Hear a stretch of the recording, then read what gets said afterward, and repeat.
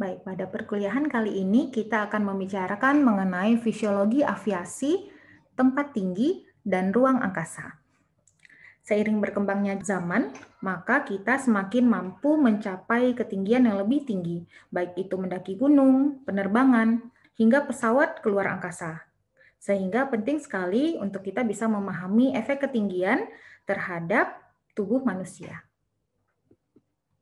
Adapun subtopik pada perkuliahan ini yang pertama, kita akan membicarakan tentang efek dari tekanan oksigen yang rendah terhadap tubuh. Yang kedua, efek dari gaya akselerasi sentrifugal terhadap tubuh. Dan yang ketiga, efek gaya akselerasi linear terhadap tubuh. Dan terakhir, kita membicarakan mengenai keadaan tanpa bobot atau mikrograviti di ruang angkasa. Yang pertama ya adalah efek dari tekanan oksigen rendah terhadap tubuh. Semakin meningkatnya ketinggian, maka akan terjadi penurunan dari tekanan barometrik. Nah, perhatikan di sini di tabel ini ya. Ini adalah ketinggian dalam kaki ataupun meter. Pada ketinggian yang sejajar dengan permukaan laut, maka tekanan barometriknya adalah 760 mm raksa. Sedangkan pada ketinggian 10.000 kaki atau 3.048 meter, maka tekanan barometrik akan turun. Dan yang tertinggal ada 523 mm raksa. Nah, lihat, bahkan pada 50.000 kaki, tekanan barometrik itu hanya 87 mm raksa. Nah, penurunan tekanan barometrik ini merupakan penyebab dasar persoalan yang terkait dengan fisiologi ketinggian, yaitu hipoksia. Karena seiring dengan terjadinya penurunan tekanan barometrik, maka akan menurunkan juga tekanan parsial oksigen. Jadi tekanan oksigen itu selalu tetap dari waktu ke waktu, yaitu sedikitnya 21% dari tekanan barometrik total. Lihat di sini ya, pada ketinggian permukaan laut, maka tekanan parsial oksigen adalah 159 mm raksa. Namun pada 50.000 kaki itu hanya 18 mm raksa. Di tempat tinggi, karbon dioksida pun akan terus-menerus diekskresikan dari darah paru ke alveolus. Begitu juga dengan uap air yang akan terus menuju ke udara yang diinspirasi dari permukaan alat pernafasan. Nah, kedua gas ini, karbon dioksida maupun air, itu akan mengencerkan oksigen di dalam alveolus, sehingga akan menurunkan kadar konsentrasi oksigen. Tekanan uap air di dalam alveolus, ya, ingat, akan selalu tetap 47 mm raksa pada berbagai ketinggian selama suhu tubuh kita normal. Lain halnya dengan karbon dioksida. Perhatikan di sini ya, tekanan parsial CO2 di alveolus pada permukaan laut, maka nilainya adalah 40 mm raksa. Dan seiring dengan bertambahnya ketinggian, maka nilainya akan turun. Pada orang-orang yang teraklimatisasi, yang ventilasinya meningkat sampai 5 kali lipat, maka nilai dari PCO2-nya itu akan turun 7 mm raksa karena respirasinya yang meningkat ini. Sekarang mari kita lihat bagaimana tekanan kedua gas tersebut dapat mempengaruhi oksigen di alveolus. Nah, ini contohnya. Misalnya pada puncak dari Gunung Everest yang ketinggiannya itu hampir mencapai 30.000 kaki. Nah, tekanan barometrik itu akan jatuh dari 760 akan menjadi 253 mm raksa. Nah, seperti tadi yang sudah kita bicarakan, bahwa 47 mm raksa itu adalah tekanan dari uap air, yang mana dia akan nilainya tetap di berbagai ketinggian selagi suhu tubuhnya normal. Jadi 253 itu akan dikurang 47 dan akan menyisakan 206 tekanan dari gas. Nah, pada orang yang teraklimatisasi tadi terjadi penurunan sekitar 7 mm raksa Sehingga 206 tadi akan dikurangi 7 dan akan tersisa 199 mm raksa. Kita tahu bahwa 1/5 dari udara ini adalah oksigen dan 4/5-nya itu adalah tekanan dari nitrogen. Sehingga hanya akan menyisakan 40 mm raksa untuk tekanan dari O2. Nah, di alveolus ada yang terserap ke darah, sehingga akan tersisa 35 mm raksa. Nah, perhatikan bahwa hanya orang-orang yang teraklimatisasi yang dapat bertahan di puncak dari Gunung Everest. Bagaimana kondisi PO2 alveolus pada berbagai ketinggian? Perhatikan pada kolom kelima ini memperlihatkan nilai PO2 alveolus pada berbagai ketinggian, baik pada orang yang teraklimatisasi, yang di dalam kurung ya, dan orang yang tidak teraklimatisasi. Pada ketinggian permukaan laut, PO2 alveolus adalah 104 mm raksa. Dan pada ketinggian 20.000 kaki, tekanan ini turun sampai 40 mm raksa pada orang yang tidak teraklimatisasi. Tapi hanya turun 53 mm raksa pada orang yang teraklimatisasi. Nah, perbedaan kedua hal ini karena ventilasi alveolus itu akan meningkat 5 kali lipat pada orang yang teraklimatisasi. Ini akan kita bahas aklimatisasi lebih lanjut nanti di belakang. Tabel ini juga memperlihatkan saturasi oksigen ketika dihirup melalui udara biasa dan jika kita menghirup oksigen murni. Sampai pada ketinggian kira-kira 10.000 kaki, maka saturasi oksigen kita setidaknya masih di atas 90%.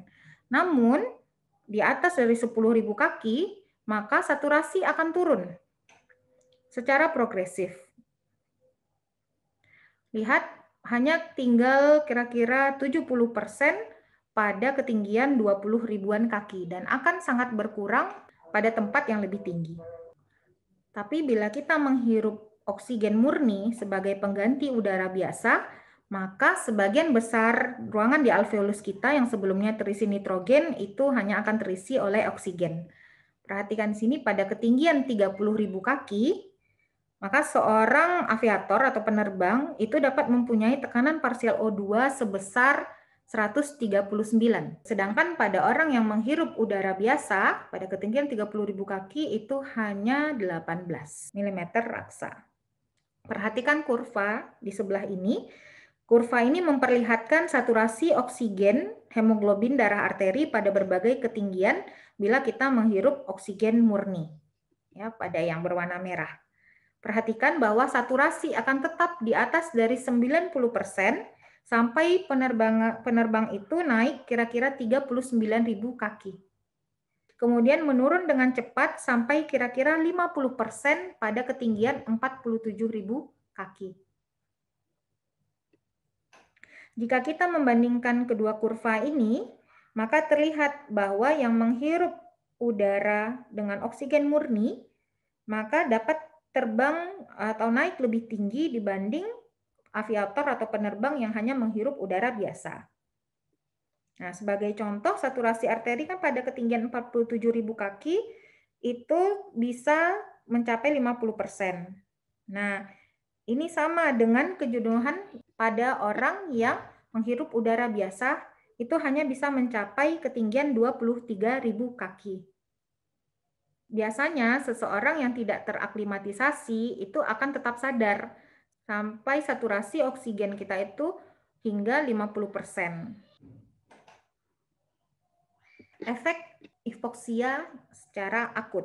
Beberapa efek akut penting dari hipoksia pada orang yang belum teraklimatisasi saat menghirup udara biasa itu ternyata mulai ada pada ketinggian 12.000 kaki.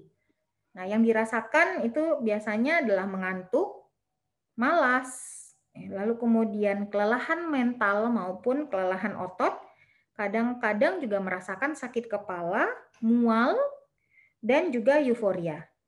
Nah, efek ini akan berkembang progresif menjadi kedutan atau twitching dan kejang pada ketinggian di atas 18.000 kaki.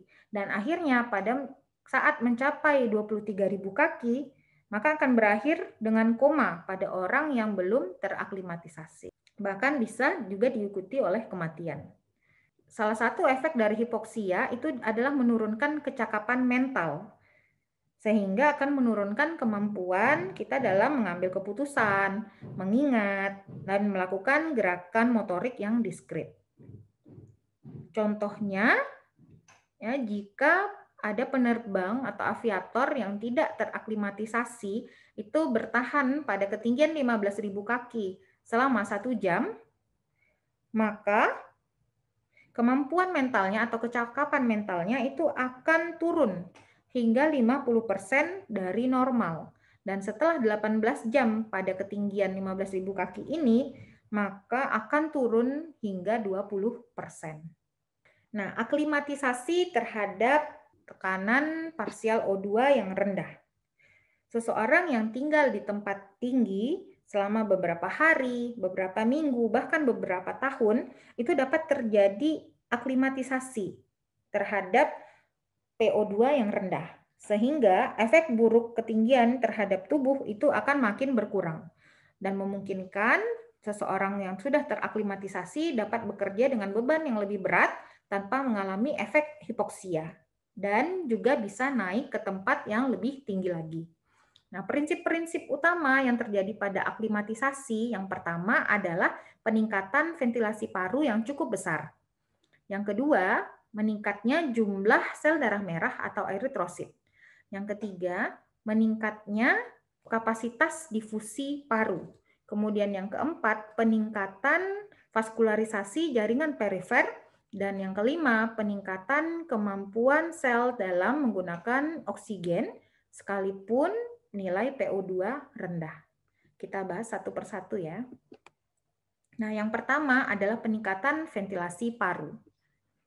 Jadi ketika terjadi paparan terhadap PO2 rendah secara mendadak, itu akan merangsang kemoreseptor arteri, sehingga akan meningkatkan ventilasi alveolus menjadi maksimal sekitar 1,65 kali di atas normal.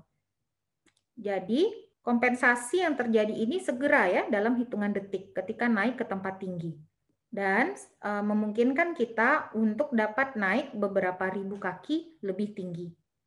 Nah, bila kita tinggal di ketinggian selama beberapa hari, maka kemoreseptor masih meningkatkan ventilasi sampai naik menjadi 5 kali normal. Kenaikan ventilasi paru yang mendadak ini, ketika kita naik ke tempat tinggi, maka akan menghilangkan sejumlah besar karbon dioksida dari tubuh. Akhirnya, PCO2 pun akan turun. Karena PCO2 turun, maka pH tubuh kita pun akan naik. Ya, pH di cairan tubuh. Semua perubahan ini akan menghambat pusat pernafasan di batang otak karena terjadi respiratory alkalosis, sehingga akan menghambat pusat pernafasan yang ada di batang otak tadi. Namun, efek penghambatan ini perlahan-lahan akan hilang dalam waktu 2-5 hari. Sehingga pusat pernafasan pun akan dapat bekerja secara maksimal terhadap rangsangan kemoreseptor tadi. Sehingga ventilasi kita akan meningkat sekitar 5 kali normal. Hilangnya efek hambatan terhadap pusat pernafasan tadi kemungkinan karena terjadinya kompensasi terhadap ginjal. Tadi kan sudah dikatakan bahwa terjadi kenaikan pH di cairan tubuh. Nah, ginjal mengkompensasi dengan meningkatkan sekresi dari bikarbonat. Bikarbonat diekskresikan di urin dan peningkatan sekresi dari bikarbonat itu akan menurunkan bikarbonat yang ada di CSF atau cairan cerebrospinal dan di sekitar jaringan otak. Sehingga pH itu akan turun menuju ke arah normal. Akibatnya, efek inhibisi yang terjadi itu akan menjadi hilang. Nah, jadi pusat pernafasan menjadi lebih responsif terhadap stimulus kemoreseptor perifer. Yang kedua adalah peningkatan eritrosit dan Hb. Seperti yang sudah kita bahas sebelumnya, hipoksia merupakan rangsangan utama yang dapat menyebabkan peningkatan produksi sel darah merah. Biasanya ketika seseorang tetap terpajan oleh kadar oksigen rendah selama berminggu-minggu, maka hematokrit itu dapat meningkat perlahan-lahan dari nilai normal yang kisarannya hanya 40-45% itu dapat meningkat sampai 60%. Nah, HB pun demikian. HB akan meningkat dari 15 gram per desiliter itu dapat mencapai 20 gram per desiliter. Selain itu, terjadi juga peningkatan volume darah. Meningkatnya bisa sampai 20-30%. Peningkatan ini ketika dikali ya, jadi volume darah dikali dengan konsentrasi HB, maka peningkatan total HB tubuh itu bisa mencapai 50%, bahkan lebih. Selanjutnya adalah peningkatan kapasitas difusi. Kapasitas difusi normal untuk oksigen ketika melalui membran paru itu adalah 21 ml per milimeter raksa per menit. Ya. Dan kapasitas difusi ini dapat meningkat sebanyak 3 kali lipat selama kita berolahraga. Dan ternyata juga terjadi pada saat kita berada di tempat tinggi. Nah, mengapa bisa demikian? Karena terjadi peningkatan volume darah kapiler paru, sehingga terjadi pelebaran kapiler dan meningkatnya luas daerah untuk tempat pertukaran oksigen antara kapiler dengan paru-paru. Sebagian lagi disebabkan karena peningkatan volume udara paru yang mengakibatkan permukaan dari kapiler dan alveolus itu menjadi lebih luas lagi. Mekanisme ketiga itu adalah peningkatan tekanan darah arteri paru. Nah, karena tekanan yang meningkat ini akan mendorong darah melalui lebih banyak kapiler alveolus daripada keadaan normal, terutama pada keadaan paru bagian atas yang pada kondisi normal itu biasanya perfusinya buruk. Kemudian perubahan dari kapilaritas jaringan yang akan terjadi peningkatan. Ketika kita sudah mencapai tempat tinggi, maka curah jantung atau cardiac output itu akan meningkat sampai 30%. Dan dia akan kembali normal dalam hitungan minggu seiring dengan terjadinya peningkatan hematokrit darah. Jadi jumlah oksigen yang diangkut ke jaringan tubuh perifer itu akan tetap dalam kisaran normal. Adaptasi sirkulasi yang terjadi itu contohnya adalah angiogenesis, yaitu pertumbuhan kapiler di jaringan non paru-paru. Ya, sehingga nanti jaringan itu akan bisa mendapatkan suplai darah yang lebih banyak. Nah, angiogenesis ini diteliti ternyata banyak terjadi pada hewan yang lahir dan besar pada ketinggian. Dan tidak terlihat nyata angiogenesisnya pada hewan yang lahir di dataran rendah, lalu kemudian baru diekspos ke dataran tinggi. Peningkatan kapiler ini ternyata terlihat ya paling banyak pada otot ventrikel kanan, yaitu jaringan-jaringan aktif yang terpajan hipoksia kronis. Karena selain dikombinasikan dengan efek hipoksia tadi, ya, ventrikel kanan itu bekerja lebih keras pada ketinggian karena tadi terjadi peningkatan tekanan arteri pulmonel, yaitu terjadi hipertensi pulmonel pada ketinggian. Aklimatisasi yang terjadi dalam tingkat sel pada binatang yang secara alami hidup pada ketinggian 13.000 sampai 17.000 kaki, ternyata diteliti itu sistem mitokondria selnya dan enzim oksidatif sel itu lebih banyak daripada binatang yang menghuni di sekitar daerah setinggi permukaan laut. Nah, hal ini menyebabkan sel-sel jaringannya akan dapat menggunakan oksigen lebih efektif dibandingkan spesiesnya yang tinggal di tempat yang setinggi permukaan laut. Nah, hypoxia inducible factor atau HIF. Jadi HIF adalah faktor transkripsi yang terikat DNA yang dapat merespon terhadap berkurangnya keberadaan oksigen di lingkungan dan dapat mengaktifkan beberapa gen yang dapat mengkode protein yang dibutuhkan sehingga terjadi penghantaran oksigen yang adekuat terhadap jaringan dan metabolisme energi. Contoh dari gen-gen yang dikontrol oleh HIF, ya, khususnya HIF1, yang pertama adalah gen yang terkait dengan faktor pertumbuhan endotelial vaskuler. Nah, ini gen yang akan menstimulasi angiogenesis. Kemudian ada gen eritropoietin yang dapat menstimulasi produksi dari sel darah merah. Kemudian gen mitokondrial yang terlibat dalam penggunaan energi. Selanjutnya ada gen enzim glikolitik yang terlibat dalam metabolisme anaerob. Dan ada juga gen yang dapat meningkatkan keberadaan dari nitric oxide, ya, yang dapat menyebabkan vasodilatasi pulmoner.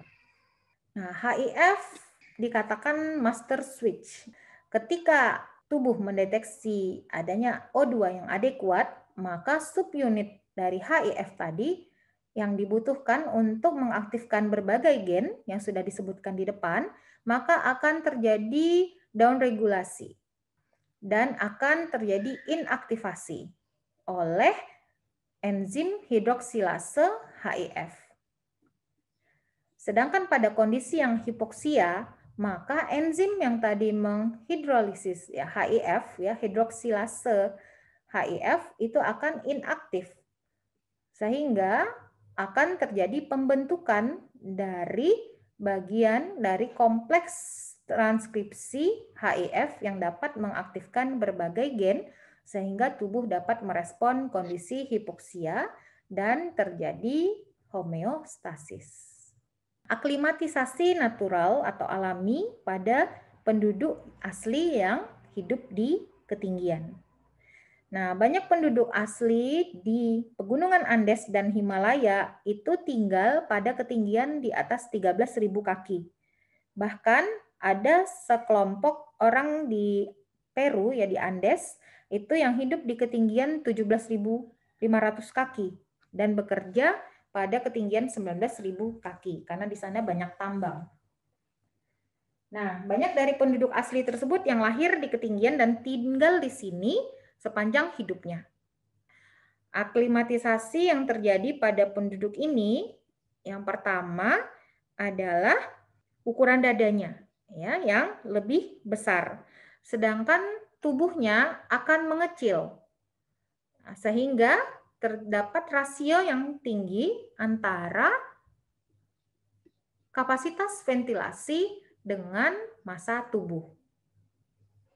Selain itu, curah jantungnya ternyata menjadi lebih besar karena ukuran jantungnya yang lebih besar daripada orang-orang yang tinggal di tempat rendah. Pengangkutan oksigen ya ke jaringan itu ternyata juga lebih baik pada orang-orang penduduk asli di ketinggian ini. Lihat pada gambar, ini adalah kurva disosiasi oksigen dan Hb pada penduduk asli yang tinggal di ketinggian dengan penduduk yang tinggal di tempat rendah, ya pada permukaan laut. Ini penduduk asli ini tinggal di 15.000 kaki. Nah, perhatikan bahwa PO2 oksigen arteri pada penduduk asli yang tinggal pada tempat tinggi ya, itu hanya 40 mm raksa. Ya. Tapi karena jumlah Hb-nya yang lebih banyak, maka jumlah oksigen darah arteri penduduk asli tersebut menjadi lebih banyak dibandingkan oksigen dalam darah penduduk asli yang tinggal di tempat rendah. Perhatikan juga PO2 vena pada dua penduduk ini. Ya. PO2 vena pada yang di tempat tinggi, mountain dwellers ini, hanya 15 mm raksa, lebih rendah daripada PO2 vena pada penduduk yang tinggal di tempat yang lebih rendah. Nah, sekalipun PO2 arterinya sangat rendah, ya, ini menunjukkan bahwa pengangkutan oksigen ke jaringan sangat efektif pada penduduk asli yang tinggal di tempat tinggi yang teraklimatisasi secara alami. Penurunan kapasitas kerja di tempat tinggi. Selain depresi mental yang tadi sudah disebutkan di depan karena efek hipoksia, seperti yang sudah diuraikan sebelumnya, terjadi penurunan juga kapasitas kerja dari otot. Bukan cuma otot rangka yang dipengaruhi, tapi juga otot jantung. Secara umum dapat dikatakan bahwa kapasitas kerja itu turun sebanding dengan oksigen maksimal yang dapat dicapai oleh tubuh.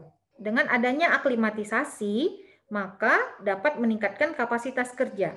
Perhatikan tabel ini ya.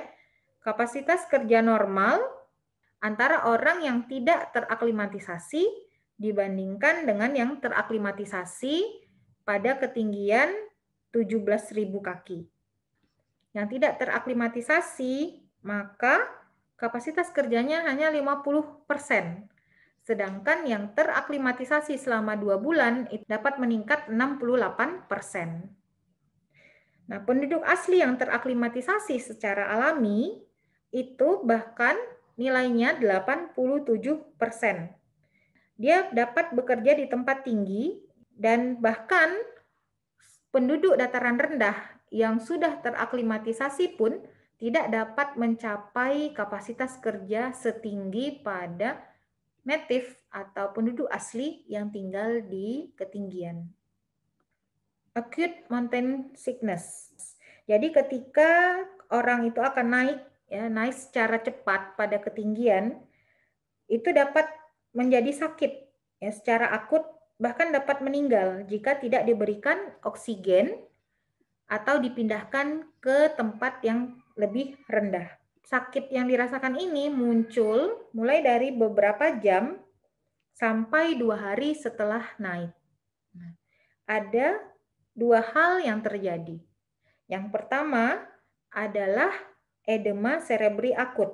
Kemungkinan karena hipoksia akan memicu dilatasi dari arteriol yang ada di otak. Peningkatan dari kapasitas yang ada di arteriol ini akan meningkatkan aliran darah menuju kapiler, sehingga akan meningkatkan tekanan pada kapiler.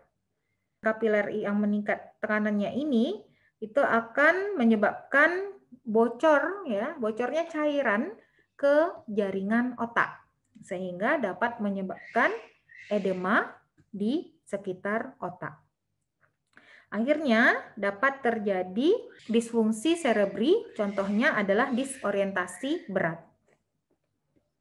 Yang kedua adalah edema paru akut. Kemungkinan karena adanya hipoksia itu dapat memicu vasokonstriksi dari arteriol pulmoner di beberapa bagian paru. Sedangkan bagian yang lainnya itu tidak berkonstriksi. Akhirnya aliran darah pada bagian yang tidak berkonstriksi itu akan meningkat. Peningkatan aliran darah akan meningkatkan tekanan kapiler sehingga akan terjadi edema lokal. Edema lokal ini akan menyebar sehingga akan menjadi edema pulmoner dan akhirnya dapat menyebabkan disfungsi pulmoner yang berat. Jika berlanjut, ini dapat bahkan menyebabkan kematian. Nah, biasanya dengan diberikan oksigen, ini kondisi-kondisi ini akan segera membaik. Selain dari mekanisme yang tadi sudah disebutkan, ada keterlibatan dari faktor-faktor kimiawi. Contohnya adalah faktor pertumbuhan endotelial vaskuler dan sitokin-sitokin proinflamasi yang dapat meningkatkan permeabilitas dari sel endotelial, akhirnya akan menyebabkan bocornya cairan ke jaringan otak maupun paru-paru. Seperti yang tadi sudah disebutkan, bocornya cairan, maka akan terjadi edema, dan akhirnya terjadi disfungsi dari organ. Chronic mountain sickness. Ketika seseorang berdiam terlalu lama di tempat tinggi, maka dapat terjadi chronic mountain sickness ini. Gejala-gejalanya yang pertama adalah sel darah merah dan hematokrit itu akan meningkat tinggi sekali. Yang kedua, tekanan arteri pulmoner itu akan meningkat, bahkan melebihi peningkatan normal yang terjadi selama aklimatisasi. Kemudian yang ketiga, jantung sisi sebelah kanan itu akan sangat membesar. Yang keempat, tekanan arteri perifer akan menurun. Yang kelima, dapat terjadi gagal jantung yang kongestif. Dan yang keenam, terjadi kematian. Kecuali jika orang yang menderita chronic mountain sickness ini dipindahkan ke tempat yang lebih rendah. Nah, penyebab peristiwa yang tadi sudah disebutkan ini karena 3 hal. Yang pertama, sel darah merah menjadi terlalu besar, sehingga viskositas darah akan meningkat beberapa kali lipat. Akhirnya, malah darah yang kental ini akan menurunkan aliran darah ke jaringan. Menurunnya aliran darah ke jaringan tentunya akan menurunkan penghantaran oksigen ke jaringan. Yang kedua, hipoksia akan menyebabkan vasokonstriksi dari arteriol di paru. Vasokonstriksi ini maka akan menyebabkan tekanan arteri pulmoner akan meningkat. Peningkatan tekanannya ini tentunya akan dialihkan ke jantung sebelah kanan. Selanjutnya, spasme arteriolar dari alveolar. Spasme ini akan menyebabkan banyak aliran darah paru yang akan memintas. Terjadi shunt ke pembuluh darah yang oksigenasinya rendah, sehingga akan mempersulit keadaan karena berkurangnya darah yang teroksigenasi. Terjadi perubahan yang cepat pada kecepatan dan arah gerakan pesawat terbang maupun pesawat luar angkasa. Jadi ada beberapa jenis gaya percepatan yang akan mempengaruhi tubuh sewaktu kita terbang. Pada saat kita mulai terbang, maka terjadi percepatan linear ya, akselerasi yang linear. Dan pada akhir penerbangan, maka terjadi deselerasi yang sifatnya linear. Sedangkan ketika berbelok, maka akan terjadi akselerasi sentrifugal. Sekarang kita bahas gaya akselerasi sentrifugal. Jadi ketika pesawat terbang itu berbelok, maka gaya percepatan sentrifugal yang ditimbulkannya itu dapat dihitung dengan rumus F sama dengan mv kuadrat per R, di mana F adalah gaya akselerasi sentrifugal, M adalah massa, V adalah kecepatan, dan R adalah radius dari ketajaman belokan. Plus 1G versus minus 1G. Jadi ketika kita duduk di kursi, maka ada gaya yang akan menekan kita ke kursi sesuai dengan gaya tarik bumi. Dan ini biasanya sebanding dengan berat badan. Nah, besar gaya ini dikatakan 1G, ya, positif 1G, karena sebanding dengan gaya tarik bumi. Bila gaya yang menekan kursi menjadi 5 kali lipat dari bobot normal, ya, ketika naik, ya, misalnya, maka gaya yang bekerja terhadap kursi adalah positif 5G. Namun, jika pesawat terbang melakukan manuver outside loop, jadi ketika berputar demikian, sehingga orang tersebut tertahan di kursi oleh sabuk pengaman, maka tubuhnya mendapatkan G negatif. Bila besarnya gaya yang membuatnya tertahan di kursi oleh sabuk pengaman itu sama dengan beban tubuhnya, ya, bobot tubuhnya, maka gaya negatif itu besarnya 1G. Efek akselerasi sentrifugal terhadap tubuh. Nah, efek paling penting dari percepatan sentrifugal adalah terhadap sistem sirkulasi, karena darah merupakan zat yang cair ya, yang dapat bergerak dan dapat berpindah.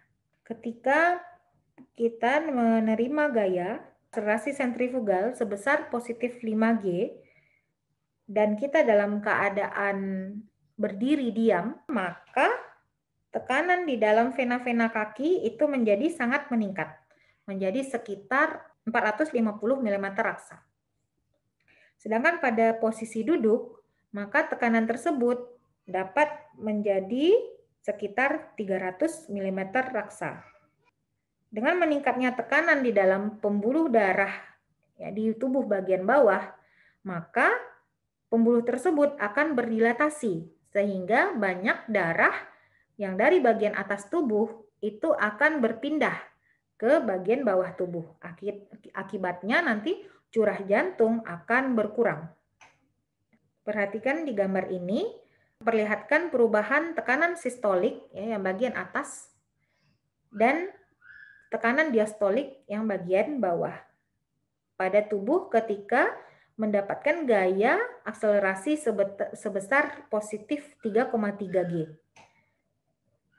Ini posisinya sedang duduk ya.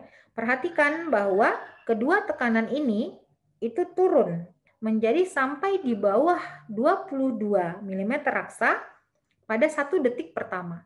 Ya, langsung ya 1 detik pertama. Setelah akselerasi itu mulai diberikan. Tetapi kemudian tekanan sistolik itu akan naik menjadi 55 mm raksa dan tekanan diastolik menjadi 20 mm raksa dalam waktu 10 sampai 15 detik. Pemulihan ini terjadi karena efek dari refleks baroreseptor.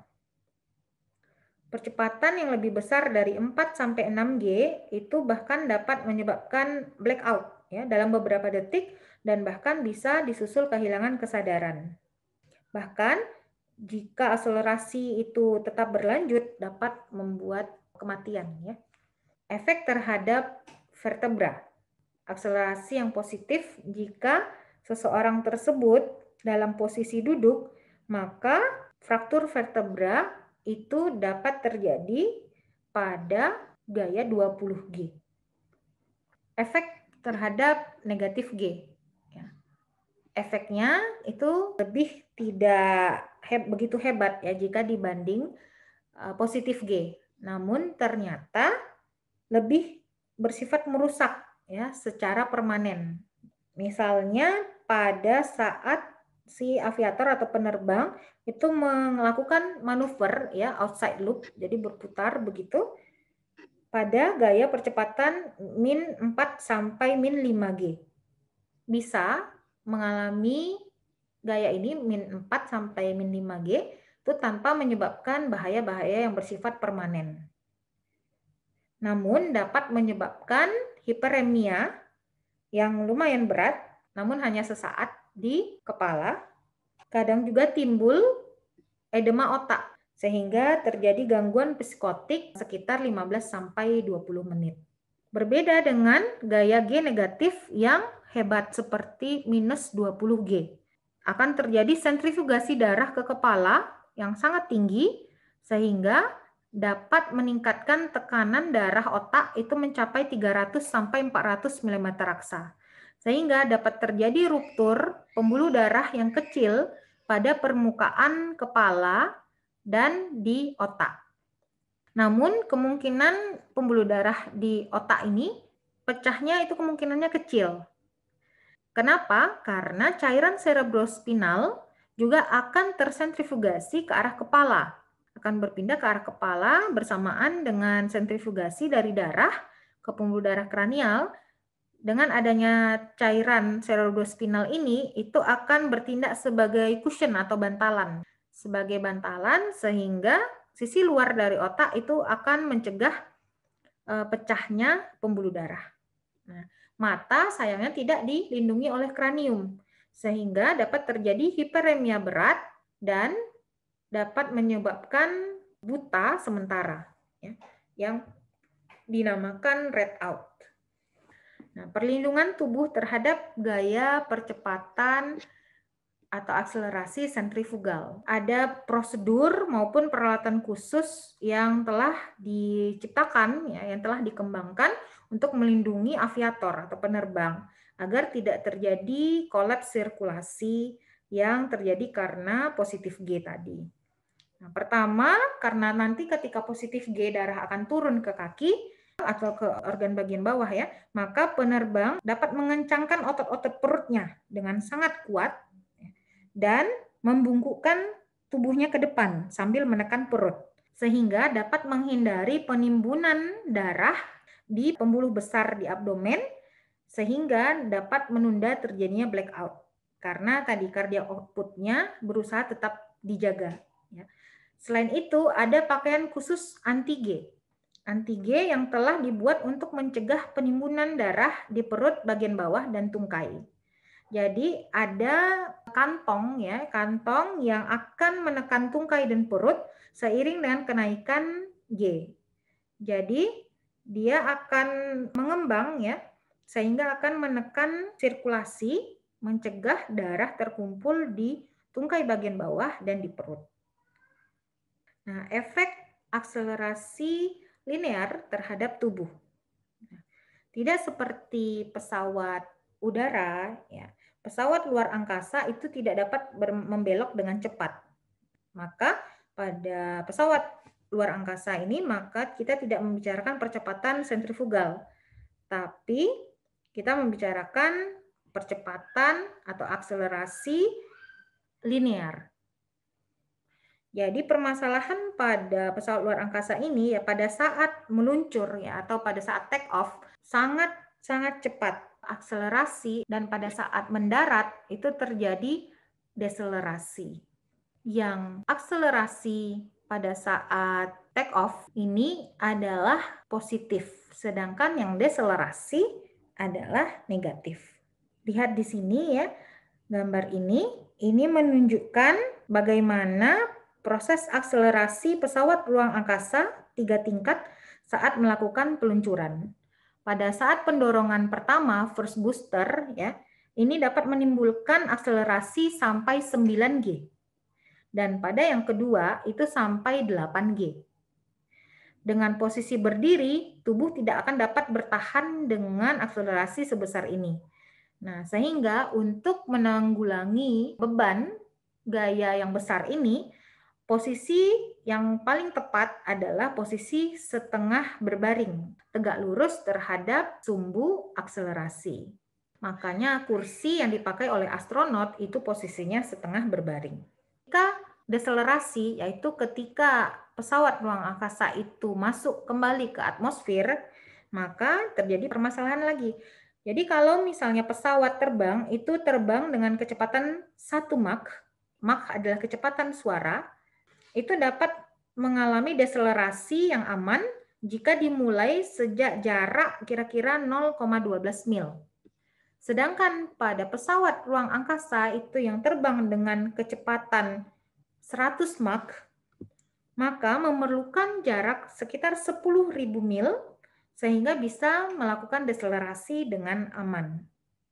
Nah, kenapa hal ini terjadi? Karena jumlah energi total yang harus dibuang sebanding dengan kuadrat dari V atau kecepatan.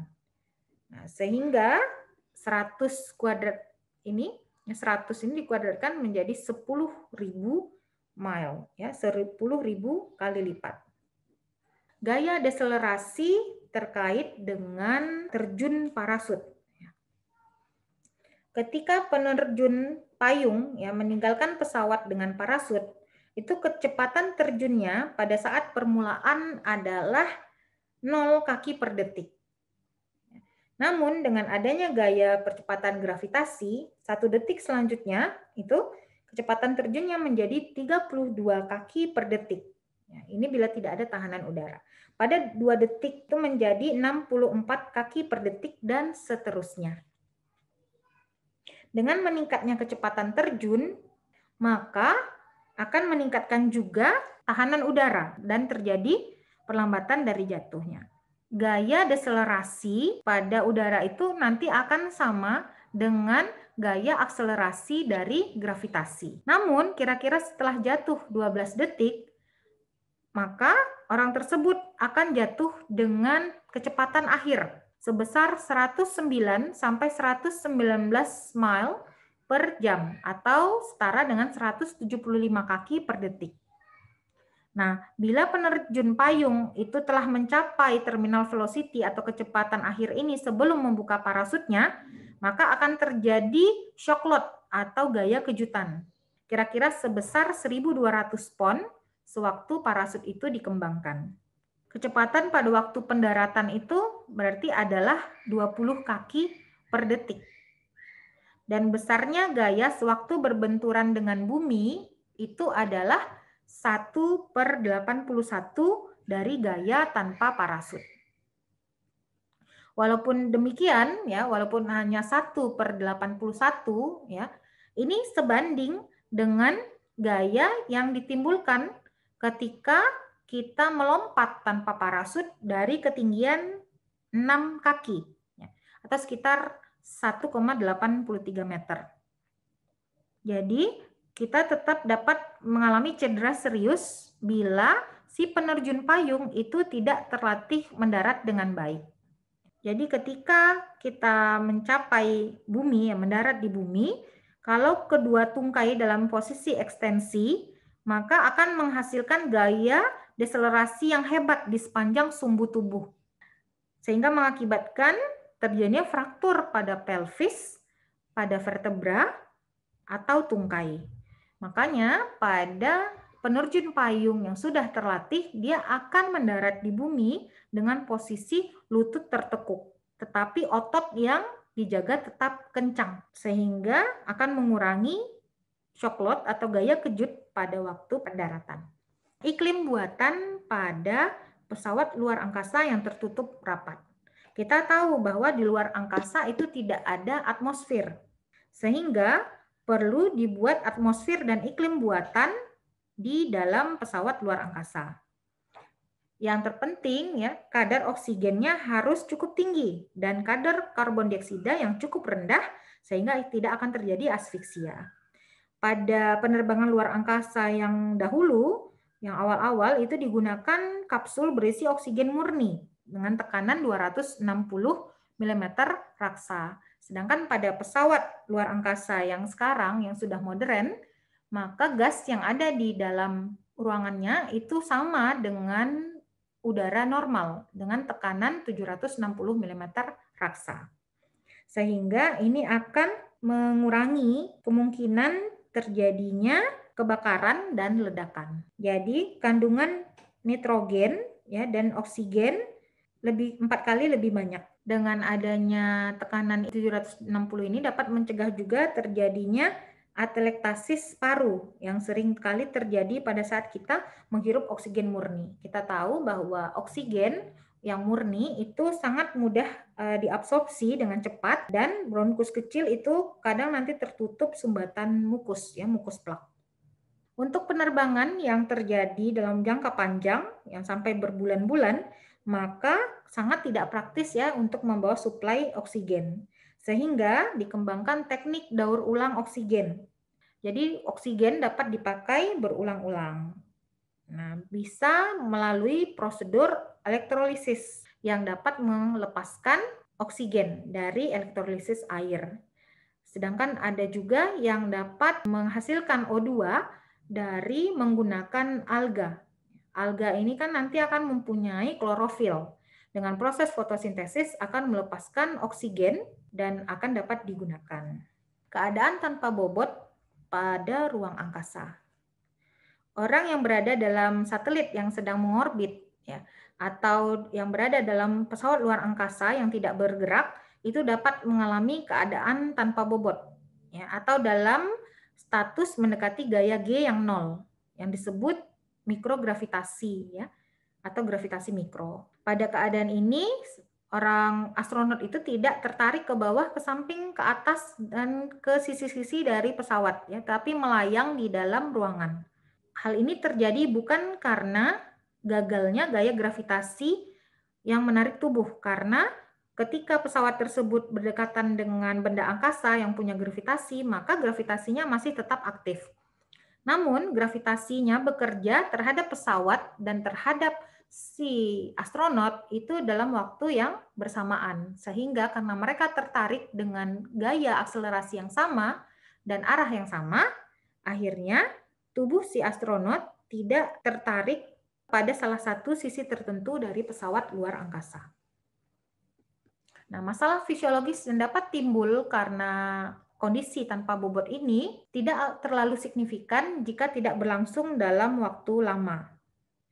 Namun dapat terjadi masalah ya jika keadaan tanpa bobot berlangsung dalam waktu lama. Yang pertama, motion sickness, ya, mabuk perjalanan.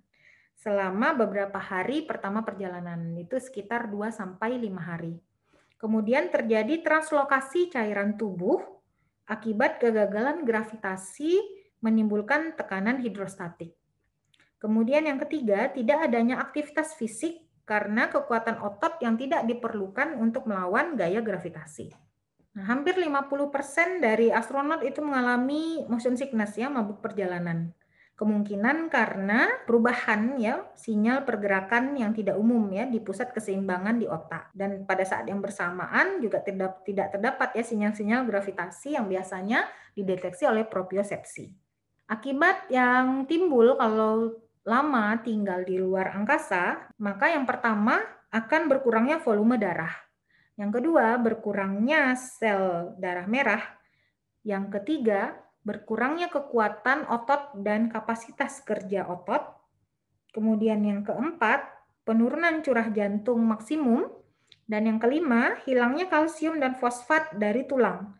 Dan hilangnya massa tulang. Yang menghilangnya massa tulang ini sekitar 1% per bulan. Sehingga pada saat astronot itu harus berada di luar angkasa yang dalam waktu yang cukup lama karena misinya, maka para astronot juga diberikan program olahraga. Namun ternyata berkurangnya volume darah dan kemudian gangguan refleks baroreseptor dan intoleransi ortostatik, maka si astronot yang telah mencapai bumi dapat mengalami pingsan ketika mereka berdiri pada hari-hari pertama ketika mereka kembali ke bumi, mengalami kembali gaya gravitasi. Astronot yang kembali dari ruang angkasa setelah terbang selama 4-6 bulan, itu bahkan butuh beberapa minggu untuk mereka bisa kembali ke kondisi kebugaran kardiovaskuler, tulang, dan otot sebelum penerbangan. Nah, untuk mencegah atau memperlambat perubahan ini terjadi, maka dapat dilakukan olahraga dan dengan mengaplikasikan intermittent artificial gravity. Jadi nanti si astronot mereka dapat berada di dalam ruangan dengan gravitasi artifisial sekitar 2-3 G itu selama 1 jam setiap hari sehingga akan terjadi akselerasi sentrifugal. Nah, demikian kuliah kita. Semoga bermanfaat.